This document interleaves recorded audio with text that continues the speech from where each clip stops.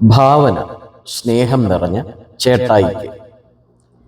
എഴുതണമെന്ന് ഞാൻ ഒരിക്കൽ പോലും ആഗ്രഹിച്ചതുമല്ല. അവിടം വിട്ടിറങ്ങിയത് മുതൽ ബോധപൂർവം എല്ലാം മറക്കുവാൻ ശ്രമിച്ചുകൊണ്ട് ഓടുകയായിരുന്നു. ഒരിക്കലും മാഞ്ഞു പോകരുതെന്ന് ആഗ്രഹിച്ച വർണ്ണക്കാഴ്ചകൾക്ക് പിന്നാലെയുള്ള ഓട്ടം. എങ്ങും നിർത്തിയില്ല, നിർത്താൻ തോന്നിയില്ല എന്നതാണ് സത്യം. കൂടെ ഓടുവാനും ചങ്കു പറിച്ചു തരുവാനുമായി കുറേയേറെ സുഹൃത്തുക്കൾ. ഞങ്ങൾ കാണാത്തതും അനുഭവിക്കാത്തതും കീഴടക്കാത്തതുമായി ഇനി ഈ നാട്ടിൽ ഒന്നും തന്നെ ശേഷിക്കുന്നുണ്ടാകില്ല. ഞങ്ങൾ ആഘോഷിക്കുകയായിരുന്നു. വേറൊരു ചിന്തകളും എന്നെ അലട്ടാൻ ഞാൻ അനുവദിച്ചിരുന്നില്ല. അപ്പനോ വീടോ നാടോ ഒന്നും. ബന്ധങ്ങളുടെ ബന്ധനങ്ങളിൽപ്പെട്ട് പാഴാക്കിയ നിമിഷങ്ങളെ ഓർത്തായിരുന്നു ദുഃഖം മുഴുവൻ. ഒടുവിൽ എവിടെയോ വെച്ച് കാലുകൾ കുഴഞ്ഞു. ഇനി ഒരടി പോലും മുന്നോട്ട് വയ്ക്കാനാകില്ലെന്ന് ഉള്ളിൽ ആരോ മന്ത്രിച്ചുകൊണ്ടിരുന്നു. തോറ്റുകൊടുക്കാൻ തോന്നിയില്ല. സർവശക്തിയുമെടുത്ത് അവസാന ശ്രമം കൂടെ നടത്തി നോക്കി. കഴിഞ്ഞില്ല. ഇടറി വീഴുന്നത് കണ്ടിട്ടും താങ്ങി നിർത്താൻ ആരും വന്നില്ല. കാണാഞ്ഞതാണോ അതോ കണ്ടില്ലെന്ന് നടിച്ചതാണോ? അവർ ഓടിക്കൊണ്ടേയിരുന്നു.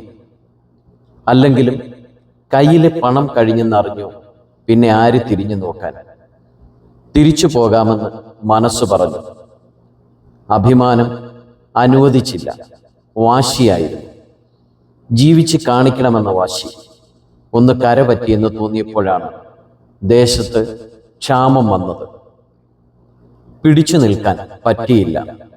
വിശപ്പിന്റെ വെളിയോളം എത്തില്ലല്ലോ ഒരു അഭിമാനവും. ജോലിക്കായി നാട് മുഴുവനും അലഞ്ഞു. പണ്ട് പണം കൊടുത്ത് സഹായിച്ചവർ പോലും ഒരു ദാക്ഷിണ്യവുമില്ലാതെ ഇറക്കി വിട്ടു.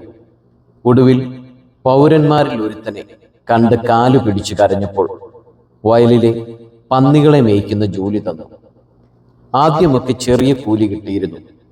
ക്ഷാമം കടുത്തപ്പോൾ അതും കിട്ടാതെയായി. ഒടുവിൽ പന്നിക്ക് കൊടുക്കുന്ന വാളവര ആരും കാണാതെ തിന്നും. തോട്ടിലെ വെള്ളം കുടിച്ചും ഒരു കണക്കിന് വിശപ്പടക്കാൻ ശ്രമിച്ചു. എന്നാൽ ഇത് കണ്ടുപിടിച്ച യജമാനൻ ഒരു ദയയും കാണിക്കാതെ ജോലിയിൽ നിന്നും പറഞ്ഞു വിട്ടു. ഇനിയും ഇവിടെ നിന്നാൽ മരണമല്ലാതെ വേറൊന്നും എൻ്റെ മുൻപിൽ ഞാൻ കാണുന്നില്ല. വിശപ്പ് കണ്ണിൻ്റെ കാഴ്ചയെപ്പോലും മറച്ചു തുടങ്ങിയിരിക്കുന്നു. എന്തു വന്നാലും ഒരു ഭീരുവിനെ പോലെ ഈ മണ്ണിൽ ജീവിതം അവസാനിപ്പിക്കാൻ ഞാൻ ഒരുക്കമല്ല. അപ്പൻ എഴുതണമെന്ന് പലവട്ടം ചിന്തിച്ചതാണ്. എഴുതി തുടങ്ങിയതുമാണ്. പൂർത്തീകരിക്കാൻ കഴിയുന്നില്ല. കൈയൊക്കെ കുഴഞ്ഞു പോകുന്നത് പോലെ. ആ ഹൃദയം തകർത്തിട്ടല്ലേ ഞാൻ അവിടെ നിന്നും ഇറങ്ങിയത്. എന്നെ ഓർത്ത് ആ മനസ്സ് എത്ര വേദനിച്ചു കാണും. അതോർക്കുമ്പോൾ നെഞ്ചിനകത്ത് എന്തൊക്കെയോ ഉരുണ്ടുകൂടുന്നു.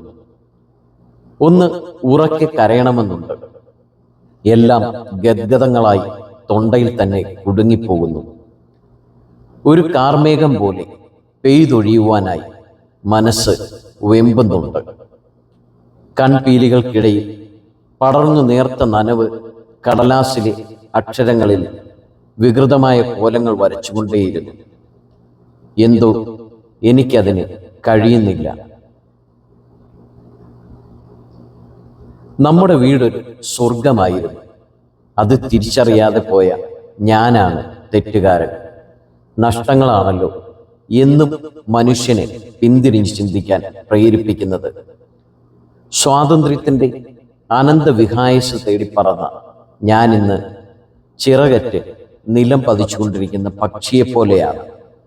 ഞാൻ യാത്ര തിരിക്കുകയാണ്. ഞാൻ വരുന്നുണ്ടെന്ന് അപ്പനെ അറിയിക്കണം. ചേട്ടൻ എന്നോട് ക്ഷമിക്കുമെന്ന് ഞാൻ വിശ്വസിച്ചോട്ടെ. വേറൊന്നും ഞാൻ ആഗ്രഹിക്കുന്നില്ല. അപ്പൻ എന്നെ സ്വീകരിക്കുമോ? ഒരു മകനായി വേണ്ട, ഞാനത് അർഹിക്കുന്നില്ല. ഒരു വേലക്കാരൻ ആയെങ്കിലും എനിക്കെൻ്റെ അപ്പൻ്റെ കാലിൽ വീണ്, അപ്പ, ഞാൻ സ്വർഗത്തോടും നിന്നോടും പാപം ചെയ്തു. നിന്റെ മകനെന്ന് വിളിക്കപ്പെടുവാൻ ഞാൻ യോഗ്യനല്ല.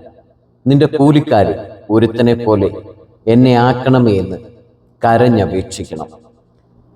മാപ്പർഹിക്കാത്ത തെറ്റാണ് ഞാൻ ചെയ്തത്. ആ തെറ്റ് തിരുത്താൻ കൂലിക്കാരനായെങ്കിലും ഒരവസരം അപ്പൻ തരുമെന്ന് എനിക്കുറപ്പുണ്ട്. ഇനിയെങ്കിലും എനിക്ക് ജീവിച്ചു തുടങ്ങണം. ആഗ്രഹങ്ങളില്ലാതെ സംതൃപ്തിയോടെ ഒരു പുതിയ ജീവിതം. സ്നേഹത്തോടെ സ്വന്തം അനുജൻ.